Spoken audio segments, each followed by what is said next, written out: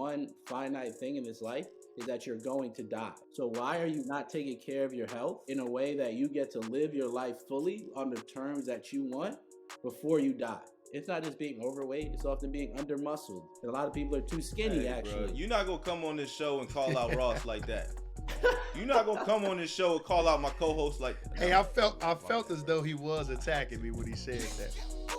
Stack my money up like Legos. Bet me when I say so. Pull up in the spotlight.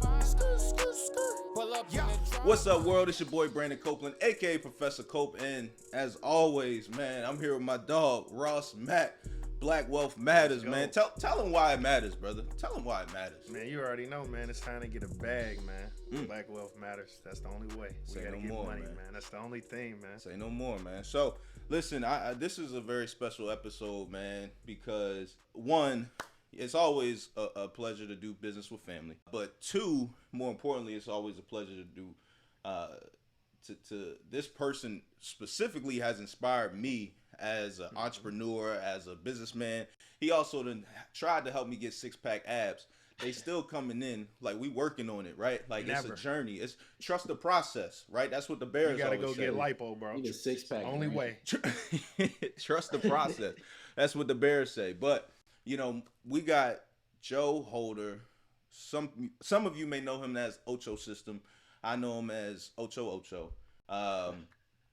Joe, first and foremost, welcome to the show, man. Welcome to the show, Joe. How are you doing, Appreciate man? y'all having me. Of course, man. Listen, Joe, you've done so many different things in your life and in your career, right? We played for those who don't know, we played football. What'd you say, Ross? You said this? It's just an Ivy League championship pullover. One of the three that we won, 3 championships that we won during our time together. Hey, it's crazy because I saw a bum wearing that. I thought they was giving them out at the Salvation Army, bro. So you earned Joe that. and I, we went to war together in college, defending Franklin Field. So, while we got to know each other as teammates, we also built a great friendship. And again, as I said, iron sharpens iron. And so a lot of people know Joe. I mean, listen, I'm going to butcher some of these things, so you make sure you tell the people who you are, right? But he's done a masterclass. Check the box. Come on now, he's done a masterclass. You already know. That means expert and then some, right? He has his own Nike Master Trainer, right? But created the Ocho System, which has inspired and influenced a lot of people. But not only obviously being a health advocate, health and wellness expert. I'm sure you might have a even more intricate title that I'm butchering here right now, but you've inspired people not only to focus on their health and wellness, but at the same time, I guess that wellness category, especially, like, you've also done it in a way that encourages people to feel confident in who they are today, right? Like, that's one of the things that I love about you is, like, my family, myself, I always look at people and I'm trying to get better. And there's a lot of people out there who are in the health and wellness space and they kind of shame people who aren't where they are, right? And so the thing about you, you're more of a, let's build the community. Let's grow together. Let me show you how I've built, my body and also my mind and my soul and my spirit. And so, Joe, without further ado, it's a pleasure to have you on, brother. And we're going to start this off like this, right? Because again, I just mentioned a bunch of titles. There's a bunch of companies you consult with. You're a writer, author, you do a bunch of different things. What is the most important crown or title that you hold to you? I mean, at the end of the day, I'm a fan. First off, thanks for having me. It's good to see you and Reef always plotting, planning on Netflix and on the internet and whatever. I remember when Reef was, in the studio dropping rap albums. I was like, what is this man doing? But I'm glad to see it's worked out. But I've spent a lot of time thinking about that in, I'm not even to sound cheesy, but the most important title that I have is my name. It's just like I've fallen really comfortable with the thought process that, that I am that I am. So it's just like I have the ability to ebb and flow through different cycles, through different work, through different skill sets, because my important title is saying that my name's my name and I'm going to make something of it. As it pertains to work, I think, the most important title again is what it starts with. It started with a design philosophy, which was the Ocho System. That's never going to go away. I hold that near and dear, and I'm able to kind of do what I do because of that. So that'll always be the most important. It's what I started from. It's what, gave me these opportunities. Is what I continue to develop. But outside of that, my name and my family name. That's all we got. Say no more. Now, So Joe, I got a question because Cope, he tried to give you an intro, but I'll much rather you give yourself an intro to our audience. Like, what would you say, you do? Like, because I think Cope tried to do it, but Cope, he didn't have a few CTEs. So. Cope got the gift of the gab. Sometimes he says a lot, but nothing at all. But you want to still run through a wall based off what he said. You know what I'm saying? Without a doubt. if you're enjoying this conversation, then why not be a part of it? Leave us a like and a comment on YouTube, Instagram, and TikTok, and tell your friends they can find Money Music Culture wherever they get their podcast. The easiest way to describe what I do is I design systems for wellness, basically. So the Ocho system really is it's 8 key areas that I think are important to develop health. But wellness is our active strategies, right? So what would fuck people up would because I just don't think about it from the physical sense, although that's important, diet and fitness. I think about the mental side, the emotional and spiritual side, the intellectual components, social, financial, environmental, and of course your job, occupational. So my thing is dependent upon what I have access to and the things that I could do. Based on those 8 key wellness strategies, I work both with what I do and other companies to design systems for people to participate in their health and wellness. And then really just try to make it culturally relevant. That's what makes me different, is the people I've been able to work with, the brands that I've been able to work with, how I kind of, as Cope alluded to, don't make it so overbearing and overwhelming. I help you decide what's important to you and then hopefully send you on your way. So I like to say, I'm your favorite high school teacher, right? It's like everybody remembers a high school teacher that inspired them, taught you a little bit, connected with you. College and grad school can kind of get a little bit too overwhelming. They make you feel bad. They really just want to kick your ass. So they, we would walk in a room at Penn, and if you had a football hoodie on, they'd be harder on you for no reason, right? And the purpose of it should just be higher education and flourishing. So, I approach it from that mindset is how can I help people flourish, and how can I help it do it in a way that's not theatrical, but is just part of human existence, because I truly do think health is a human right. Like, for better or for worse, this is all I think about all day. I wish I didn't. I wish I was just, could just go and operate on the base level wavelength, or, the only thing that on my mind was money.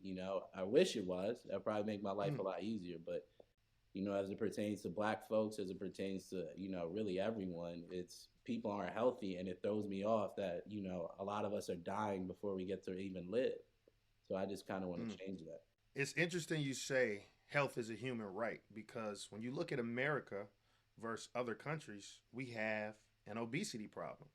What would you say is like the driving factor behind that? And especially when you said, Black people's health too, right? It comes from a lot of things, like a lot of reasons that stem from this. What would you say is the, some of the reasons why?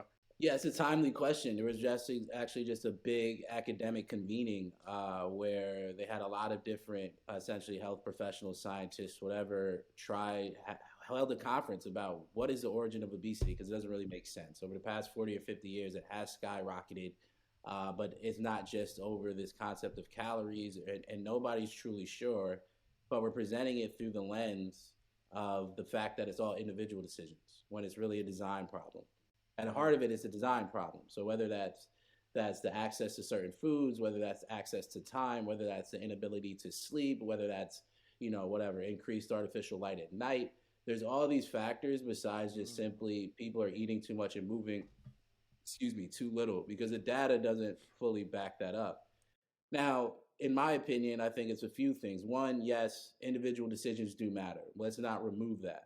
I think for the middle class and above, individual decisions are the driver. People just aren't making the decision to take care of themselves because it's not seen as culturally important. Lower middle class and below, essentially, that's a little bit of a societal structure. I'm overworked. I don't have enough time to cook for myself. The food is shitty. But to make it very succinct, one, there is essentially an increase in calories but a lack of nutrients. So even with a healthy food, quote unquote, soil depletion, there's not as much nutrients in food, that type of thing. And then for processed foods, the highly processed foods, ultra processed foods, all that, you're getting a lot of calories, but you're not getting any nutrients. So your body's thrown off. Some people think that's because also there's a protein deficiency. So you're eating a lot of carbs and a lot of fat, but you're not satiated enough. In addition to that, I do think physical activity needs to improve. A lot of people need to understand how to work it into their day. There's a lack of what's called metabolic health in this country, which is basically how does my body process all the foods that I take in, right? So you see that with probably you're not having good blood sugar control, that type of thing. We're not metabolically healthy, which is an issue in itself. And then it's the environment. I'm a big believer in kind of endocrine disruptors and a obesogenic environment, which is basically that there's chemicals in our food supply that are making it harder for us to stay healthy. So whether that's food packaging, whether that's what's used on the food, whether that's in our built home structures and environments that shouldn't be around and is not good for us, whether that's artificial light at night that's disrupting our circadian rhythms. It's a multifaceted problem that, of course, I think individuals need to take control and say, look, it's a revolutionary act for me to eat right and move my body. But we can't remove culpability from the societal and design structures that make it harder to do that, even if it's just safeties in cities, walkable cities, that type of thing. So it's multifaceted for sure. But you know how it is. You know, fat shaming is a thing. And then, you know, the pendulum swings too far the other way of just total body positivity when it's like, no, like you need to know your weight. You need to know your blood pressure. You need to know if you have pre-diabetes. Like that's killing us. There's a difference between excessive body positivity and body acceptance. Accept where you are right now. Accept it. It doesn't have to say you don't have to demonize it or glorify it, but we have to be honest about objective standards of what is deemed to be best from a scientific standpoint healthy for you. Now, a lot of people within the Black community push back against this because there's also European beauty standards that accept thinness too much. When the issue is not about thinness, it's about what are your underlying biomarkers? Does this connect to your weight? Does this connect to how you're feeling? It's multifaceted. So I do agree. You just can't accept. You have to accept where you are, but everything can't be positive because then nothing is negative and then you can never improve. Facts. It's crazy, right? When we started thinking about media, right? TikTok being a Chinese-owned corporation, the FBI say is, national security threats, etc. But when you start thinking about how we are programming our youth, right? TikTok is the #1 app amongst our youth, and one of the biggest trending hashtags was body positivity. And I remember going on there and always seeing, for the most part, people that are overweight, but they are being applauded for it. And I think that as you're growing up, the idea of health consciousness probably will just fall to the back of your mind. Like I remember in elementary school, high school, we made it a thing about PE, trying to work out 60 minutes a day or something like that. Like it was back, Michelle Obama led that whole campaign. Well, now, right, when they were in the White House, and now society is moving further and further away from that. And so when you talk about your whole wellness aspect, right, like what are your challenges when trying to really get people to understand, like, bro, this is serious? One, to your point, people don't want to accept. If you just look at it from a very base level, it's not even a conspiracy theory. It's just that there is money and not necessarily money in keeping people sick, but there's money in accepting that the way things are how they always were. Mm-hmm. When it's not, that's not true. Like we weren't always this heavy. We weren't always this sick. We weren't always this tired. We weren't always this lethargic. So I think one of the things that's hard to accept for people or to break through is, and I take a global view on this, but basically how things currently are not how they always were. And to accept that just because that's the way that they are now and that's what they always will be is dumb. Because as Black people then, if you were living in Jim Crow, could you ever envision a better future for yourself if you just said this is the way that it'll always be? Or even as a woman, if you wanted to vote, or even as whatever, somebody who's gay who wanted the ability to marry, or somebody who wanted. So my thought is I never give up hope, but I understand hope is grounded in action. But when people want to get better with their wellness and stuff, you have to, the key is actually you have to unlearn things.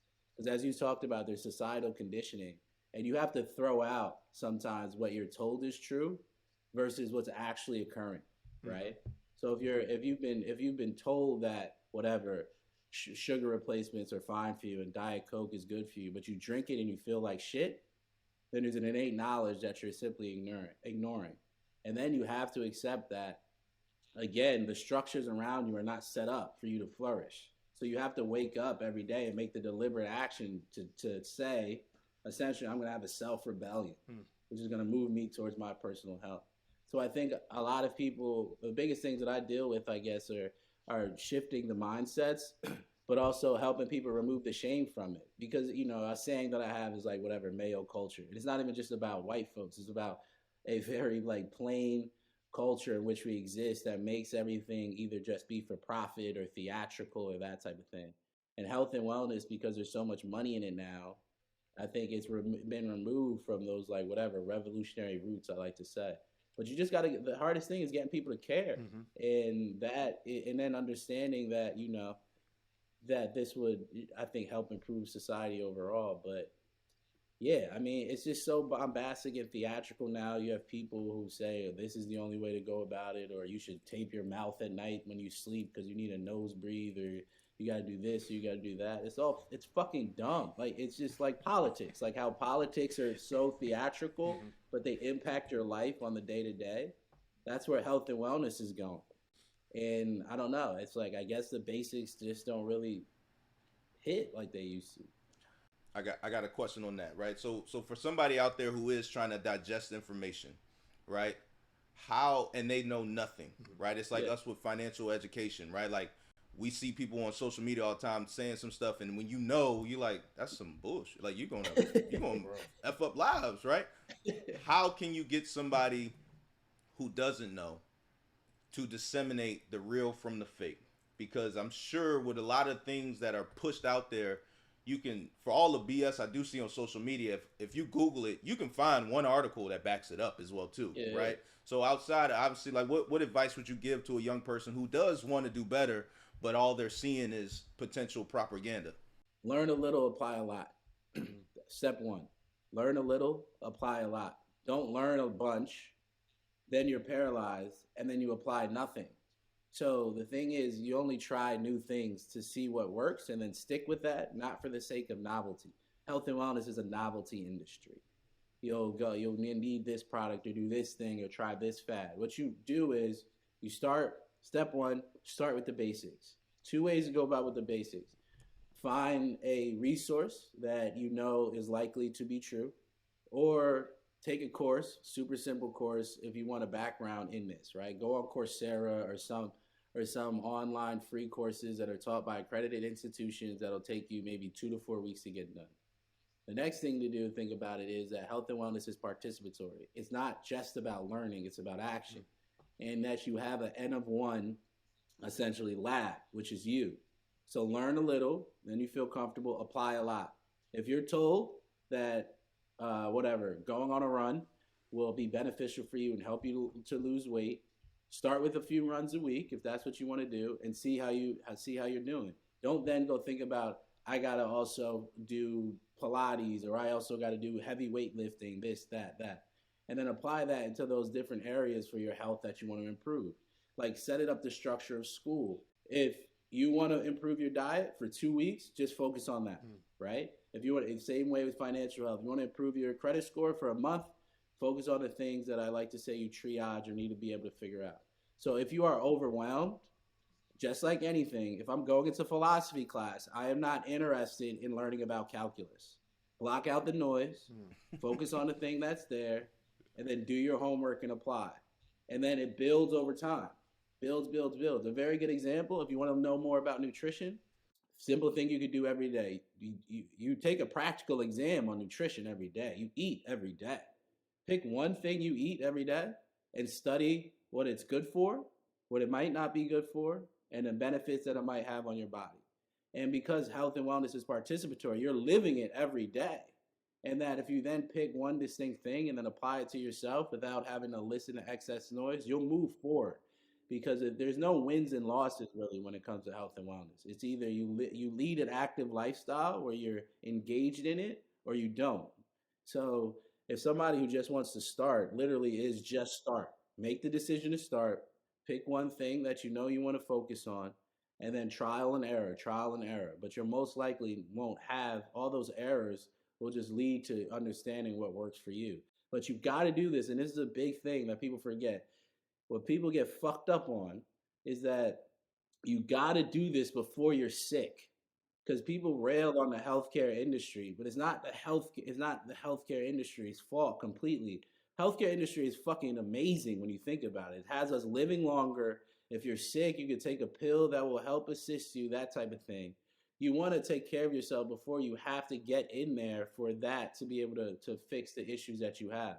So people get frustrated because they allow themselves to get sick. At the end of the day, obesity is a sickness. It's a disease. At the end of the day, high blood pressure is a disease. At the end of the day, depression, all these things that might be connected to the diet are a disease. So before you get in a disease state, especially if you are young listening to this, because the body's so resilient, just start. It does not have to be perfect.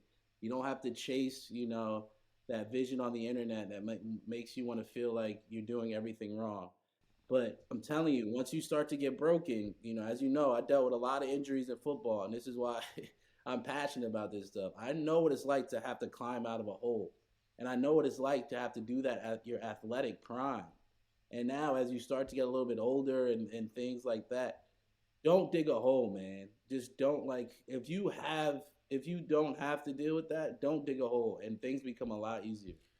They said that I'm sure you've heard the quote of a healthy person has 1,000 wishes, but a sick person only has one, right?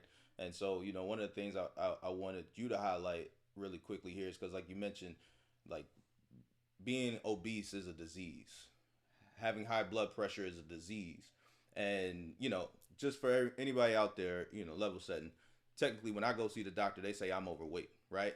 Cool. So we talking to me right now, and I want to make sure people, you wait, no, shaming us.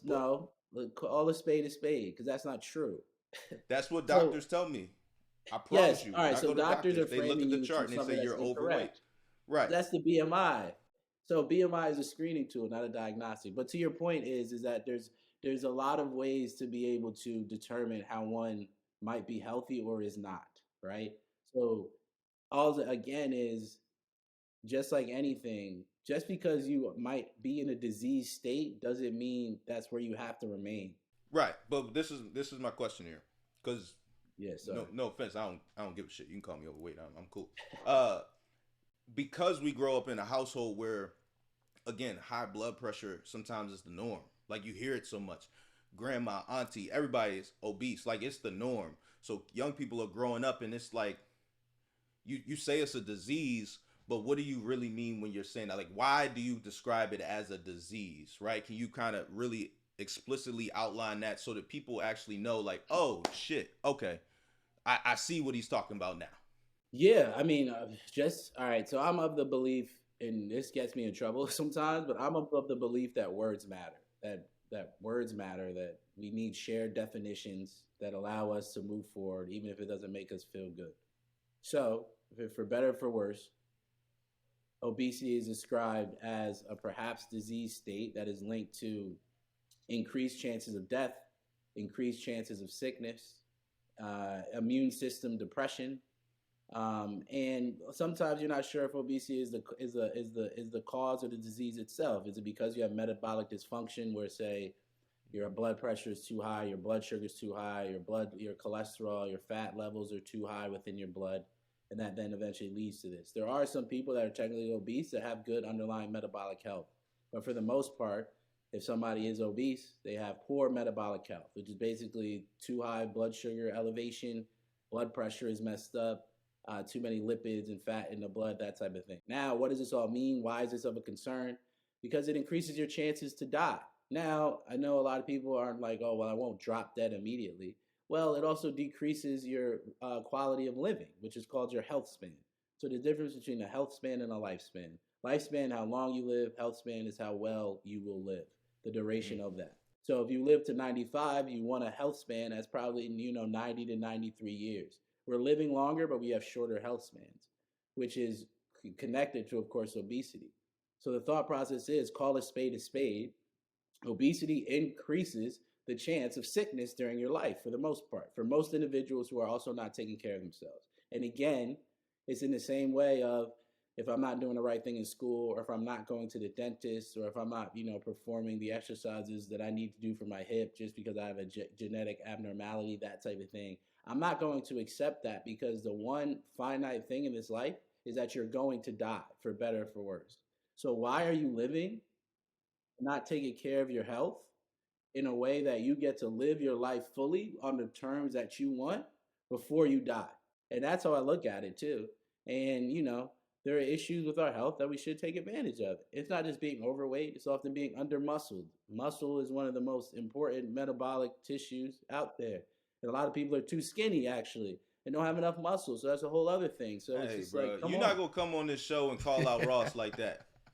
You're not gonna come on this show and call out my co-host like. Hey, No, I felt my bad, as bro. though he was attacking me when he said that. I felt attacked. Hey, but no, so I actually, Like, get your skinny ass out of the fucking chair.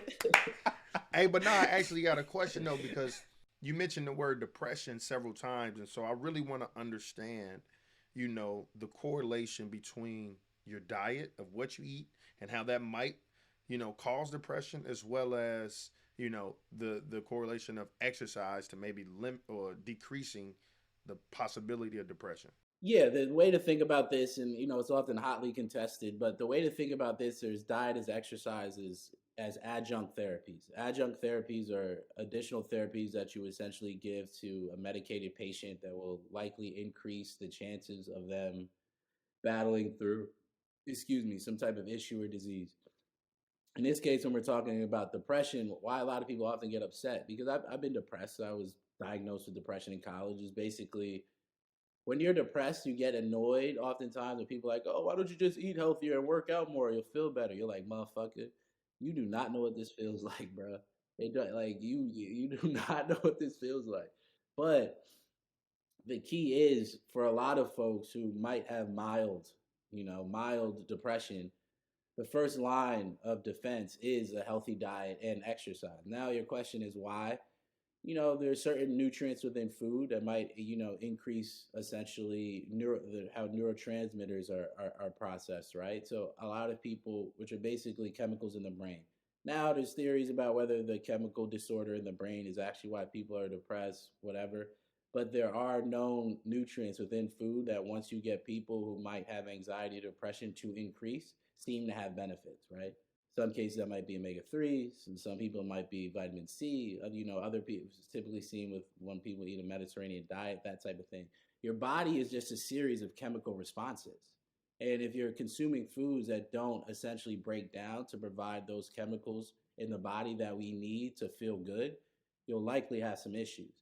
Exercise is one of those same things, right? It's like the runner's high is basically because we have an endocannabinoid system in our body. When we work out hard, certain of those things are released. That's why CBD and all those things got big, can make us feel a little bit better. And then also, just from a mental state, it allows you to feel like you're moving forward, oftentimes with exercise when you're working out, that you're able to then do something, which improves kind of your subjective mood state.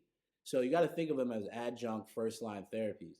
If you need to go on antidepressants or take medication, fine. There's nothing wrong with that.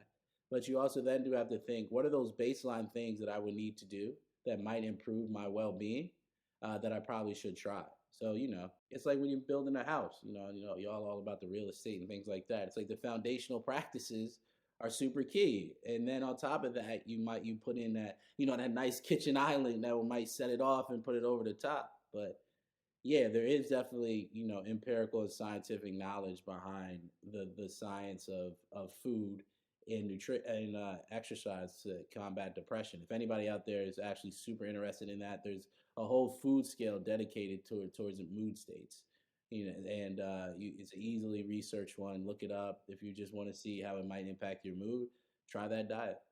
I love how, well, one of the things that you just said kind of resonated in the sense of, like you said, like sometimes, you prescribe medicine for depression and other things, right? Supplements for your body to help you with the nutrients, chemicals, certain things, right? And I can't remember where I heard this from, and it might have been church actually.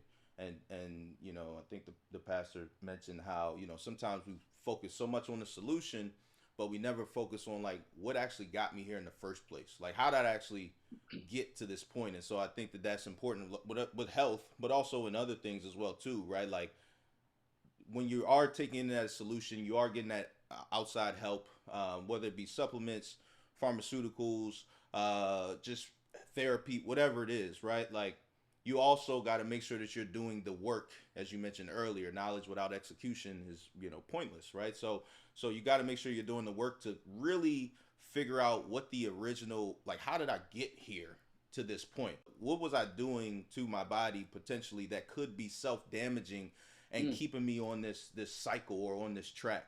And so earlier you mentioned that some of the chemicals that we take into our bodies as a result of the way our foods are grown, processed, etc., can cause us being lethargic, can cause some of these imbalances in our bodies and things like that. So I want to know, can you highlight what some of those foods and maybe some of those chemicals are, so that a husky brother like myself might be able to avoid them? I can't promise I'm gonna avoid them all. Yeah, but I'm trying to kick Flamin' Hots, and I Yeah, can't. I mean, but yeah, let us know.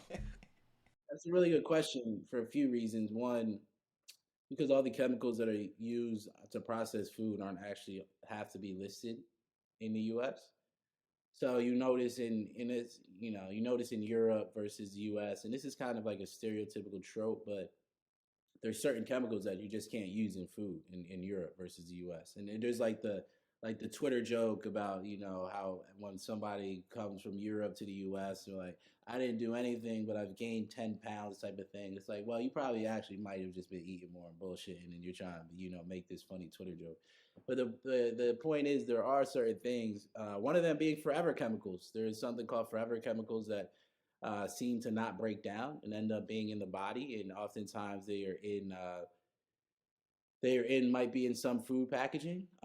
They saw this with some fast food packaging studies, that some of the chemicals in the fast food packaging may have leached into the food itself, and they also see that in some water supplies. So easy one for many, just get a good water filter. Maybe get a couple of good, I have a Berkey, but maybe just a simple charcoal water filter, and especially if you don't want to always have to pick up single-use bottles, make sure you drink from glass if possible.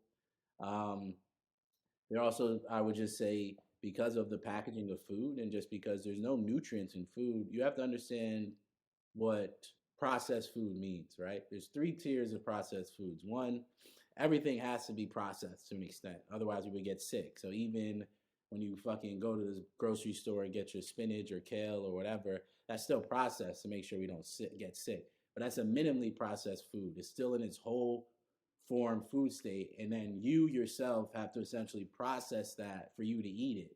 Processing is also cooking, right? So I have to cook it or I have to cut it. So you want to buy foods that you have to process yourself, right? Versus moderately to high to ultra processed foods. Those are the things that, let's say, I like to say they have no life force in them. Those are the chips. Those are the shitty breads. Those are, the baked pastry goods, those type of things. So the more that you have to, quite simply, eat food that for the most part you have to cook yourself, and learn how to cook without adding in excess sugars, excess shitty salts, that type of thing. One of the things you can't get around, just to be very simple, and I'm sure there's a corollary within financial health, is one of the basic things. If you want to improve your health, you have to learn how to cook. And now it's not that hard. There are literally websites dedicated to it. You can keep it short. You can keep it easy. You have to learn how to cook. And you have to learn how to be able to season your food. Black people know enough about that. But instead of always the salt and peppers, think about, the spices and the powders and the healthy marinades. But for the most part, the easiest way to avoid those quote unquote endocrine disruptors in your food, that type of thing, it's the packaging. So try to stay away from excess, styrofoam or plastic packaging and things of that nature. And then just really try to make sure you're the one cooking your food. Before you keep going, we going into overtime right now. So Joe, we gotta bring you back. We're gonna bring you back for part 2. We gotta make sure y'all stay tuned. Money, Music, Culture. We'll see y'all in part 2 next week.